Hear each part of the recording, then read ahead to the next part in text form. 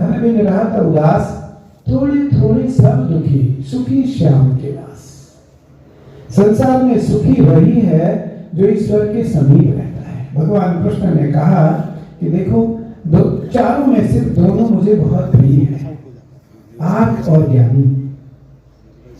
क्योंकि ज्ञानी बहुत जल्दी भक्त नहीं होता, ज्ञानी के हृदय में भक्ति बहुत जल्दी नहीं आती है, क्योंकि वो तो बहुत विचार करने वाला वैचारिक होता है। लेकिन जो आर्त होता है, जो दुखी होता है, उसकी आंखों में आंसू के सिवा और कुछ नहीं होता है। उसकी आंखों में आंसू के सिवा कुछ नहीं होता है। और परमात्मा को वही आंसू पसंद है जो आंसू राष्ट्र के लिए, समाज के लिए, धर्म के लिए और ईश्वर के लिए होता है।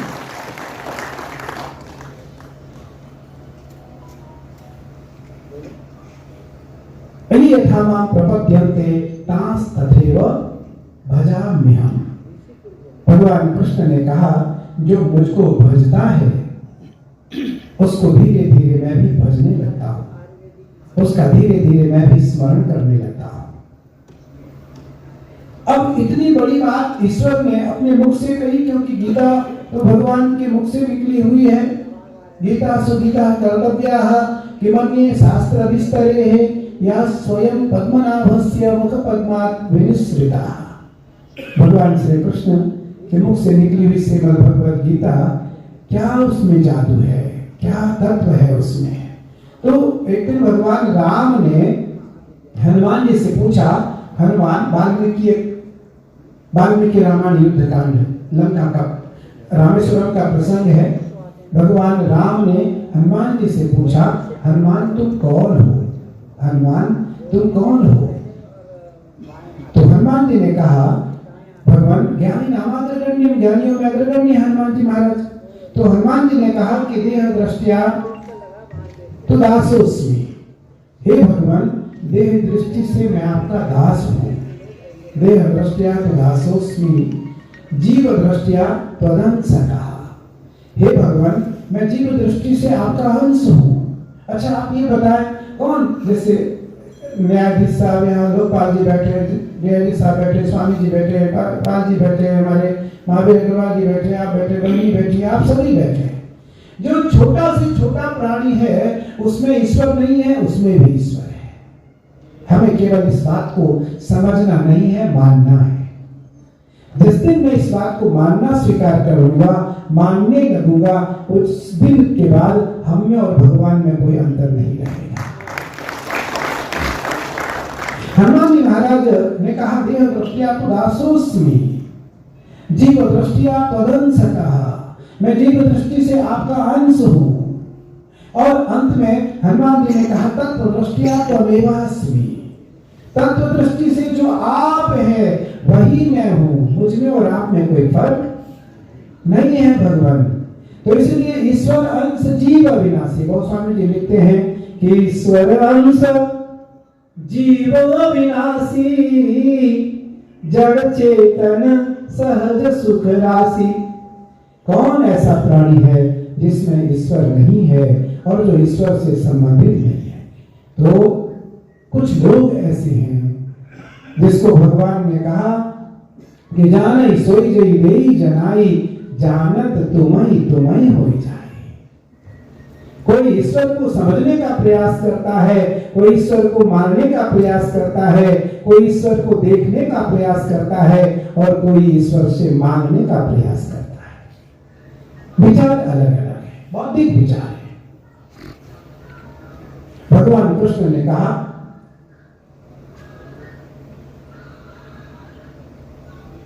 मेरे एक बहुत प्रिय हमारे शिष्य हैं जिलाजत साहब हुए बैठे, लेकिन पीछे बैठे चुपचाप, क्योंकि वो आगे नहीं आए। मेरे अत्यंत प्रिय शिष्य हैं, मेरे खुद दीक्षा लिया, मेरे लाडले हैं। और कहाँ से हैं, कहाँ के जिलाजत हैं, ये तो नहीं बताऊंगा, सही नहीं है। जज साहब तो क्या है कि न्यायाधीश है, तो यहाँ आ गए और उन्होंने कहा, स्वामी जी मैं तो कभी सामाजिक जीवन, आध्यात्मिक जीवन में, पारिवारिक जीवन में, वैवाहिक जीवन में और मौलिक जीवन में मैं कभी ना डरता स्वामी जी, ना मैं कभी घबराता। मैं तो सामाजिक जीवन जीने वाला था, जीने वाला हूँ, जीने वाला रहूंगा। पर अब सेवा सेवानिवृत्त हो गए, वो सेवा में है। फर्क कितना है, फर्क कितना है। तो भगवान श्री कृष्ण ने कहा यो मां पश्यति सर्वत्र सर्वं च मयि पश्यति। हे कृष्ण, मैं सब, हे अर्जुन, मैं सबको देख सकता हूं और सब मुझे देख सकते हैं। सबको मैं देख सकता हूं, लेकिन सब मुझे नहीं देख सकते जब तक मैं दिव्यम ददामि ते चक्षु, जब तक मैं दिव्य दृष्टि प्रदान नहीं करूंगा तब तक मुझे कोई देख नहीं सकता। तो अब विषय केवल इतना रहा कि संसार में कौन ऐसा प्राणी है जो धर्म के लिए जीता है, कौन ऐसा प्राणी है जो परंपराओं के लिए जीता है, कौन ऐसा प्राणी है जो सामाजिक जीवन मौलिक सिद्धांतों के लिए जीता है, और कौन ऐसा प्राणी है जो स्वयं के लिए जीता है। मुझे लगता है बधाई, धन्यवाद और वंदन के पात्र वो है जो समाज और परंपराओं के लिए जीता है, समाज और परंपराओं के लिए जीता है, जो मौलिक सिद्धांतों को मान करके स्वयं के लिए जीता है, जो स्वयं के द्वारा चरित्र का निर्माण करता है, जो स्वयं के द्वारा चरित्र का निरूपण करता है। अब स्वामी जी को हिंदी नहीं आ रही थी, कितनी सरलता से स्वामी जी ने कहा अच्छा ये क्या होगा आप बता दो। व्यक्ति का जीवन सरल होना चाहिए। और स्वामी जी लिखते हैं एक चौपाई, संत हृदय नवनीत समाना, कहा कभी न पर कहीं न जाना, निज परिताप द्रवै नवनीता, पर दुख द्रवै सो संत सुपुनीता। दूसरी चौपाई में गोस्वामी जी दोबारा बालना में लिखते हैं कि साधु चरित शुभ चरित कपासु, निरस विशद गुण मय फल जासु, जो सही दुख पर छीद दुरावा, बंदनीय जग जस जेहि भावा। भैया समाज में और संसार में सज्जन सबसे बड़ा महत्वपूर्ण विषय है। साधु बनने से पूर्व सज्जन बने।